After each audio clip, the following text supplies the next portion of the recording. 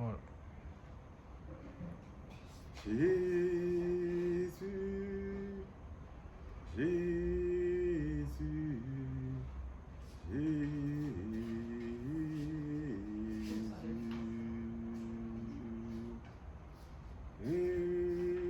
Esprit, Esprit, Esprit. Éternel, notre Dieu, notre Roi, sois élevé, sois glorifié. C'est toi qui permets que ce soir, nous puissions passer ce témoignage pour ta plus grande gloire. Éternel, que le Saint-Esprit nous guide, que le Saint-Esprit nous conduise en ce moment précis où nous voulons transmettre ce que tu as mis en notre cœur pour le bien de ton Église, le corps du Christ. Au nom de Jésus, Amen. Nous lisons en 2 Timothée 4, à partir du verset 3 jusqu'au verset 5. Je lis dans le nom du Seigneur. Quand il viendra, car il viendra un temps où les hommes ne supporteront pas la sainte doctrine, mais ayant la démangeaison d'entendre des choses agréables, ils se donneront une foule de docteurs selon leurs propres désirs, détourneront l'oreille de la vérité et se tourneront vers les fables. Mais toi, sois sobre en toutes choses, supporte les souffrances, fais l'œuvre d'un évangéliste, remplis bien ton ministère. Merci Seigneur pour cette parole que tu nous mets en notre cœur aujourd'hui, ce soir, que nous voulons partager. Laisse que ceux qui vont entendre ce message puissent te reconnaître, t'accepter comme Seigneur et Sauveur personnel et puissent gagner le ciel. Au nom de Jésus, Amen. Bien-aimés, chers frères et sœurs, je viens auprès de vous encore ce soir pour continuer ce que le Seigneur m'a mis à cœur, de témoigner de comment il m'a tiré des ténèbres vers son admirable lumière. Nous sommes au 3e témoignage. Que Dieu accompagne sa parole. Alors que la dernière fois, je vous ai présenté le tableau général, aujourd'hui, je voudrais surtout montrer que ce que je croyais être la vérité ne l'était pas. La vérité, c'est Jésus-Christ. Alors que nous, à l'époque, on croyait à la vérité qui n'était que la démangeaison d'entendre des choses agréables. Comme vient de le dire la parole, on détournait les gens, au lieu d'entendre la vérité, ils entendaient les fables. Quelles sont ces fables dans lesquelles j'ai vécu? Eh bien, tout au long de la formation, et même dans la vie qui a suivi notre formation, moi-même ayant été formateur, j'ai formé beaucoup de prêtres. Certains me suivent en ce moment précis. Nous avons vécu ce qu'on appelle la vie religieuse. Quand je quittais le couvent en 2010, je venais de totaliser 25 ans de vie religieuse et 18 ans de vie sacerdotale. Et durant ces 25 ans de vie religieuse, on nous a appris à vivre 3 vœux. Nous sommes entrés au couvent, on nous a enseigné et on nous a appris à vivre les 3 vœux. Quels sont ces 3 vœux que l'on faisait? Le premier vœu, c'est le vœu de pauvreté. Et donc, on promettait à Dieu de vivre dans la pauvreté. Ça veut dire, je ne garde rien pour moi. Tout ce que j'ai, c'est pour la communauté.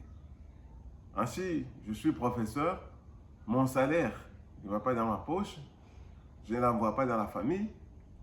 Mon salaire est récupéré par l'économe, l'intendant, qui à son tour va s'arranger pour me nourrir, va s'arranger pour me blanchir, payer le carburant, tout cela, moi je ne m'en occupe pas.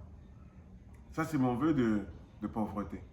Donc, en suivant ce que dit la parole de Dieu, donc il faut vivre dans la pauvreté parce qu'on est pauvre pour le royaume. Et on sera riche au ciel. En fait, c'était ça l'idéal. On me donnait certaines personnalités qui ont vécu la véritable pauvreté, comme Saint François d'Assise, par exemple. Ça, c'était le vœu de pauvreté. Ensuite, il y avait le vœu de chasteté. Le vœu de chasteté veut dire que tu ne dois pas toucher à la femme, tu dois être le plus chaste possible. Donc, non, tu es chaste. Tu promets d'être chaste toute ta vie durant. Et donc, on ne s'approche pas des femmes. Et même quand on les regarde avec un regard lointain, pas deux, pas trois regards, mais on garde la distance. Ça, c'est le vœu de chasteté. Et nous avions le vœu d'obéissance. Vous promettez d'obéir aux supérieurs, à tous ceux qu'ils vous demandent de faire, et même le jour de notre ordination. Le jour de notre ordination, je me rappellerai toujours le jour de mon ordination diaconale. Eh bien, j'ai promis à l'évêque obéissance non seulement à lui, mais à ses successeurs également. Et donc, dans ce vœu d'obéissance, tu n'as pas à rétorquer. Tu écoutes seulement ce qu'on te dit, tu respectes les ordres et un point, un trait. Il n'y a pas à dire, mais je pense que... Non, il n'y a pas à penser. Le supérieur pense à ta place. Voilà les trois vœux que nous avons fait. Et on les faisait régulièrement, donc c'est chaque année, pour les premières années. Et puis, quand on fait les vœux perpétuels, alors on prononce ces vœux pour la dernière fois, pour toujours. Mais toujours est-il que, alors que nous avons prononcé ces vœux, mais quand on regardait notre quotidien, c'est vrai qu'on observait ceux-là même qui nous indiquaient, qui nous instruisaient, en tout cas, ils le respectaient très peu. Parce que le vœu de pauvreté, oui, on les prononce, mais est-ce qu'on le vivait? Moi, personnellement, mon expérience, c'est qu'on ne le vivait pas comme on l'avait promis. Pourquoi? Parce que la pauvreté qui devait être, comme je l'ai dit, c'est la communauté qui pourvoit tous mes besoins, qui fait ceci, qui fait cela. Mais au fur et à mesure qu'on avançait, tout l'argent que l'on recevait à gauche ou à droite ne servait pas nécessairement à la communauté.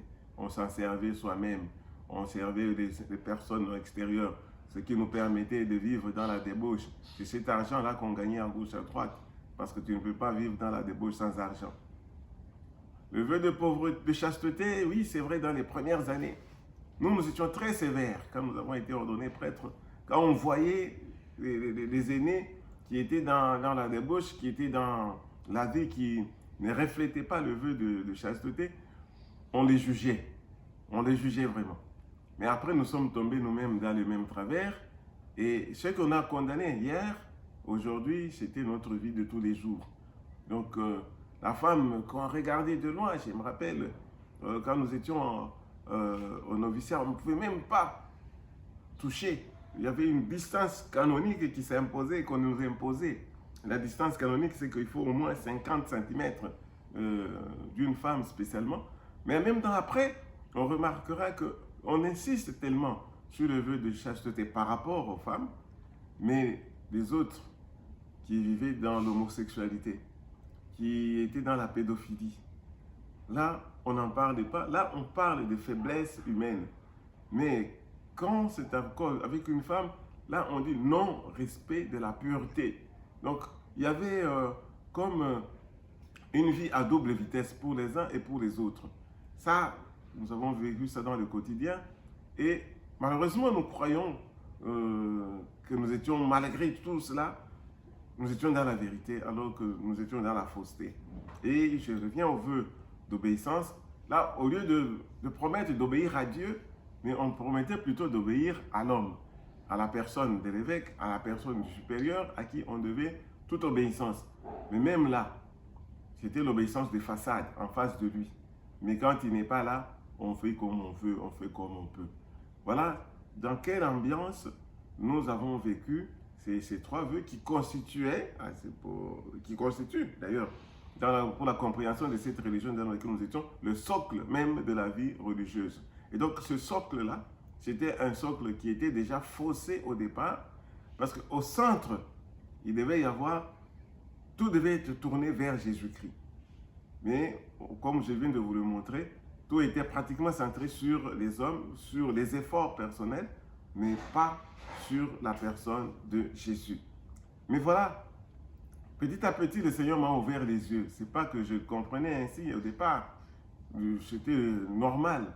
Et quand on nous posait la question, mais bon, maintenant, non, il faut simplement confesser. Tu vas confesser. Tu confesses, même chez un prêtre qui est déjà homosexuel, tu le sais. Mais tu vas te confesser. Mais quel pardon tu peux avoir d'une telle personne dans une telle situation, dans une telle ambiance? Voilà pourquoi, quand le Seigneur m'a ouvert les yeux, j'ai compris que j'étais dans l'erreur. J'étais dans la fausseté, j'étais dans un enseignement fallacieux. Aujourd'hui, ayant compris cet enseignement, j'y reviendrai encore davantage pour expliciter en quoi consiste cette fausseté. Mais permettez qu'aujourd'hui, je vous présente simplement dans quelle situation je me trouvais et dans quelle situation aujourd'hui je me retrouve, le Seigneur m'ayant retiré de cette situation-là. Grâce soit rendue à Christ, parce que quand on nous posait la question, mais pourquoi vous faites ça et vous dites aux autres de ne pas le faire? Et on disait toujours, faites ce que je vous dis, mais ne suivez pas ce que moi j'ai fait. Parce que moi, l'Église va supplier à mes erreurs, l'Église va supplier à mes fautes. Ecclesia supplet. Erreur monumentale, erreur de compréhension des choses. Aujourd'hui, j'ai béni le Seigneur parce que comprenons ces choses-là. Et quand je témoigne, c'est pour permettre à ceux qui sont encore là de comprendre à quel niveau de bassesse nous étions. Parce que si j'entre dans les détails, je vous dirais que beaucoup de bars du centre-ville ici, je les connaissais. Beaucoup de boîtes de nuit, je les connaissais. Et nous étions nombreux à les visiter. Et même, il nous arrivait de boire tellement que à 5h, 4h du matin, on rentre d'une boîte de nuit pour aller dire la messe. Vous allez dire la messe, on disait la messe dans quel état, dans quelle situation on disait la messe. Mais toujours est-il qu'on disait l'église, la sainteté de l'église va suppléer. Donc ça ne regardait pas ma sanctification personnelle, parce que l'église est sainte. Et en tant que sainte, tout celui qui fait partie de cette église-là est sanctifié par l'église elle-même. Et donc, ma sanctification personnelle est couverte par la sanctification de l'église. Voilà pourquoi on pouvait se permettre certaines choses et vivre dans certaines situations tout à fait irrégulières, tout à fait fausses. Aujourd'hui, ayant ouvert les yeux, je comprends que ce qui est important, c'est moi et le Seigneur. L'acceptation de Jésus-Christ comme Seigneur et Sauveur dans ma vie, et Christ étant entré en moi, il vient éclairer mon intelligence, il vient éclairer ma vie de telle façon que je puisse aujourd'hui clairement voir que marcher avec Jésus, être avec Christ, m'ouvre les yeux. Et ces yeux que le Seigneur vient de m'ouvrir me permettent de voir en même temps les erreurs et de pouvoir s'en éloigner. Et mon exhortation, c'est que toute personne qui entendra ce message puisse accepter Seigneur, Jésus comme Seigneur et Sauveur, et personnellement, avec la puissance du Saint-Esprit, il découvrira ses erreurs et il marchera dans la vérité de la foi afin de continuer sa vie. Voilà mon message de ce soir et j'espère que vous qui écoutez, vous qui me suivez, vous allez vous retrouver dans ces trois vœux qui sont des vœux que nous faisions, mais qui sont une fausse doctrine parce que ça couvre un tas de choses que j'aurai encore l'occasion de dévoiler. Que Dieu soit béni.